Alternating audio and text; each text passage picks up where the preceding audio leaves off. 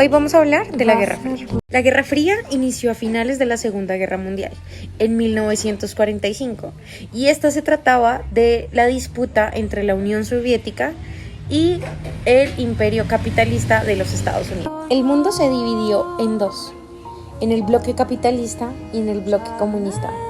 Dos superpotencias, una liderada por la Unión Soviética, o más conocida como la URSS, y la otra, Estados Unidos.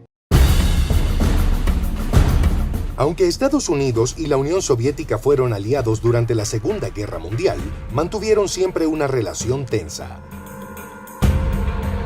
Los estadounidenses fueron cautelosos con el comunismo soviético.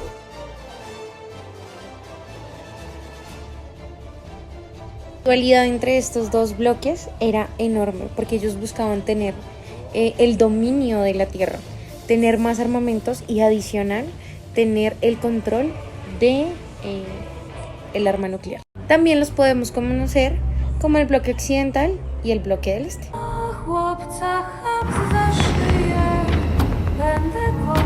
La tensión política dio paso a una inédita acumulación de armas e inició una carrera armamentista entre soviéticos y estadounidenses.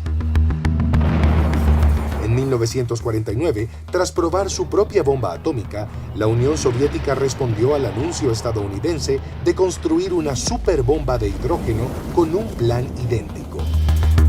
La amenaza de aniquilación nuclear tuvo un gran impacto en la sociedad estadounidense, que construyó refugios antiaéreos y practicó simulacros de ataque.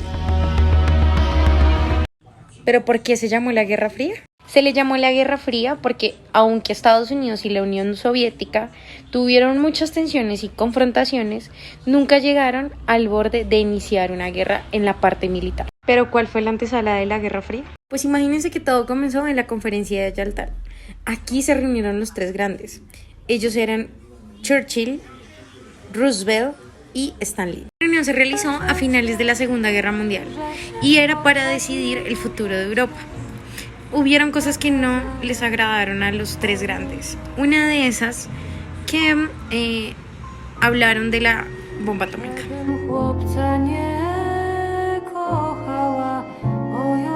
Estados Unidos buscaba como de lugar que los países de Europa no se convirtieran en comunistas ni se unieran a la URSS.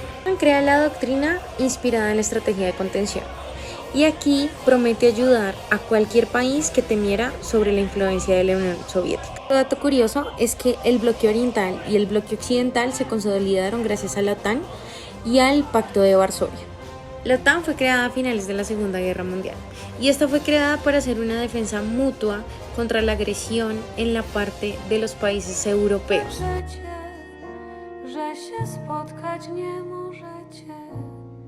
Por otro lado, el Pacto de Varsovia se firmó en 1955 para mantener el control soviético sobre sus territorios.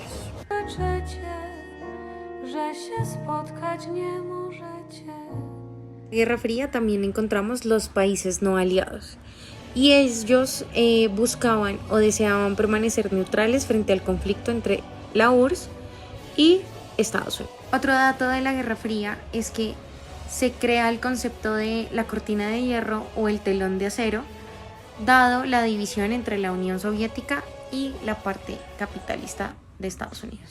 Dentro del bloque comunista hubieron divisiones, una gran división y fue China separándose de la URSS. Esto le dio el papayazo a los Estados Unidos y en 1972 Nixon visita China para crear convenio. Stalin empieza a bajar del poder de la URSS y su sucesor, Mikhail Gorbachev, descentraliza la economía y libera la sociedad, permitiendo la disolución de la Unión Soviética y la caída del comunismo. La Unión Soviética se desintegraba al ritmo de una profunda crisis económica y política. En 1985, el primer ministro Gorbachev redefinió la relación soviética con el mundo mediante las reformas Glasnost, de apertura política, y Perestroika, de apertura económica. Hacia 1989, todos los demás estados comunistas de la región reemplazaron su gobierno por uno no comunista, y la influencia soviética en Europa del Este se derrumbó. En noviembre de ese año, también fue derrumbado el emblemático Muro de Berlín, acaso el símbolo más visible de la Guerra Fría. En 1991, con la extinción de la Unión Soviética, la Guerra Fría terminó y la solapada victoria de Estados Unidos representó el triunfo definitivo del capitalismo.